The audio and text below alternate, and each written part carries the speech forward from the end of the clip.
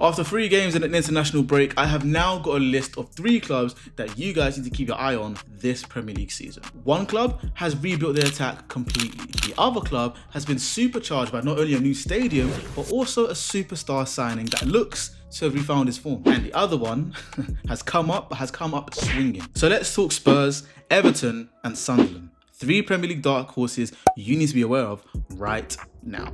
As of today, all 3 clubs are clustered in and around the top end of the table. Spurs sitting in 4th, Everton sitting in 5th, and Sunderland sitting very, very pretty at 6th place. All 3 clubs on 6 points from 3 games, and I feel like that's a fair return. Again, by the time the video comes out, a whole weekend of action would have been played, and things might have changed. So let's start in North London with Tottenham Hotspur and their new manager, Thomas Frank. Tottenham sacked Ange Postecoglou at the end of last season and appointed Thomas Frank, and immediately, as soon as the summer window opened, they started shopping for cutting-edge creators and attackers that could help bolster their ranks and improve on last year's finish 17th place. In come Mohamed Kudus from West Ham, and after missing out on both Abere Eze and Morgan Gibbs-White, they finally landed their hands on Xavi Simons from RB Leipzig. These are 2 signings that not only scream chance creation, but direct running, chaos between the lines, and absolute bags of creativity. Now, adding the loan signing of João Palhinha and Kolo Muani, this now adds a different level to Spurs. Up front, they have an entirely new front 3 that can field of Simons, Kolo Muani and Mohamed Kudus. And in the base of their midfield, they have someone who's proven in the Premier League, João Palhinha, an absolute destroyer and can break up attacks in an instance. Now, Spurs opened their Premier League campaign with back-to-back wins, winning 3-0 against Burnley and then winning away against Manchester City 2-0. But just before the international break, they lost 1-0 at home to Bournemouth in a very tight game. Now, the reason I say they're a dark horse is because Thomas Frank is known in the league, of course, only at Brentford, but to be a very stable manager. Now, when I say a stable manager, I think Thomas Frank is the manager that can definitely settle the boat at Tottenham, definitely carry them from improving on 17th. I don't see how it gets any worse than that. But not only that, he can inspire the forwards to create new levels of form for themselves. I mean, just take a look at Vissa and Mbeumo. Now, I'm not saying Thomas Frank alone is the one that can take all the credit for how well they've been performing over the last 2 seasons, but if you look at the likes of Brennan Johnson, Mathys Tel, even Dominic Solanke, the strikers that were already there, I feel like he might be able to reinvigorate them and also solidify Tottenham as a unit. Wild shout, but I feel like Bergvall under Thomas Frank might explode and become one of the best young Premier League midfielders this season. Now, adding Kudus and Simons to this compact pressing team that are organised and well drilled by Thomas Frank, I feel like this season on the transition, they can be extremely dangerous if they have the pace of Kolo Muani in behind, the directness of Kudus, and I guess the magic of Xavi Simons. All of this combined together might lift Tottenham back into the Champions League spots. But we'll have to see. I believe they're a team that we should definitely keep our eyes on this season. Now on to the Toffees. Now this summer at Everton has been a lot of change. They've moved from Goodison Park and are now in the Hill Dickinson Stadium, and you can feel the energy. You can feel the buzz around the stadium and the buzz around the blue side of Merseyside. Now, it's not only the buzz around the new stadium, it's also about the new signings. Now, to add to the party of the opening stadium, Everton brought in Kiernan Dewsbury-Hall, Tyler Dibling, Adam Asney, Thierry Barney, and of course, the main man himself, Jack Grealish. Now, despite a narrow loss away at Leeds, 2 back-to-back wins take them to 6 points right before the international break. A very good point and a very good starting point for Everton this season. And the star man, Jack Grealish, is looking absolutely reinvigorated. Now, David Moyes plus Everton means one thing: structure and organisation. Everybody knows their roles, everybody knows what David Moyes expects of them, and I feel like week in, week out, we can now expect a raised level of performance from Everton. Now, with that, add the creativity, the off-the-cuff, flary ability of Jack Grealish.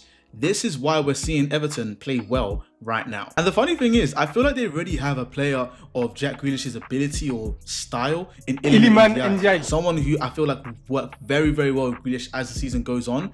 And personally, I feel like those 2 might carry Everton, I don't know, Conference League, potentially Europa League, I'm not too sure, but we should definitely be having 1 or 2 of their players in our FPL this season. I feel like the only real concern for Everton this season is about whether or not all of these signings can gel well together over the course of the entire season. Of course, they've added creativity, Tyler Dibling, Jack Grealish, Thierry Barry, but it's more so about the defensive stability when it comes to those winter periods and the fixtures are coming thick and fast, you know, playing twice a week almost. Are they going to be able to have the stability to make sure that they can, you know, not only soar high in certain moments of the season, but also maintain a float during a very, very rocky winter? And lastly, Sunderland. The Black Cats are now the dark horses. Now, after a dramatic Championship playoff final win, Sunderland are back in the big time. But they're not back just to participate and be a yo-yo club and be part of the clubs that, all of a sudden come up to the Premier League and then get relegated. Sunderland are back and they're here to stay. A record number of intake for Sunderland saw the likes of Granit Xhaka, Enzo Lefebvre, Nodi Mukiele, Simon Adingra, Brian Brobby, and many other European and senior players to join the Black Cats this season. Now, not only is it a blend of, youth and great athleticism, great flair and ability, but there's also a mix of leadership in there, a bit of experience, not only in different leagues, but also internationally for their countries. I feel like all the signings definitely are suited towards Libre's, possession and pressing style of play. And I honestly think Sunderland this season might get a top half finish. I'm going to back them to finish 10th, maybe. Now, despite losing 2-0 to fellow promotion buddies Burnley, they absolutely smashed West Ham at home 3-0 and got a very narrow win, last minute winner against Brentford 3-2 just before the international break, taking them to 6 points. For a team that have just been promoted to the Premier League, getting 6 points in your first 3 games, it's going to feel like Christmas Day over there. One of the reasons I feel like Sunderland are going to be a dark horse this year is because the sheer athleticism and dribbling ability they have in this team. We talk about Diarra, we talk about Adingra, we talk about even Brian Brobby as well. The amount of physical ability they have there up front and on the wide areas as well is going to be very good, and it's very suited to the Premier League already. Now, of course, they have the athleticism, they have a bit of creativity in midfield, but also the leadership that, likes of Granit Xhaka and also Daniel Ballard will provide for this team. I feel like will be a great experience because Daniel Ballard has been at Sunderland for a number of years.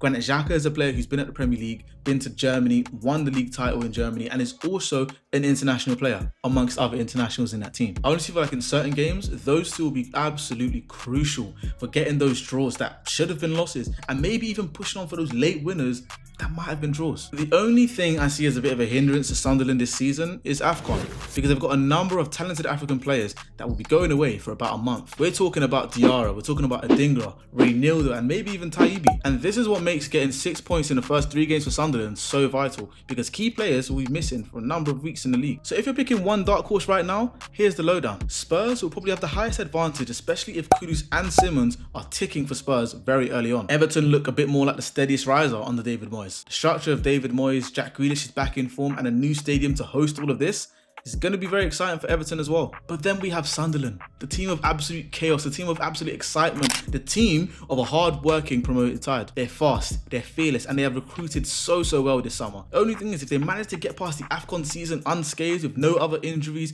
and keep the press on in the league, a top-flight finish for Sunderland is definitely on the cards. But who do you think is going to be the #1 dark horse this season? Drop your take down below. It might not even be a team that I've mentioned today. If you enjoyed this breakdown, be sure to smash a like on this video so other people can find the video and enjoy these opinions too. Comment down below so we can get a discussion started. Who do you think out of the 3 dark horses is going to be the highest flyer this season? And don't worry, for these 3 teams, I'm going to be closely tracking them. You might even see a couple of their players end up in my FPL. Subscribe to join MB United, where we will be giving you at least one entertaining, jam-packed, informative Premier League video every single week. Be sure to follow me on my socials as well at MidsMB.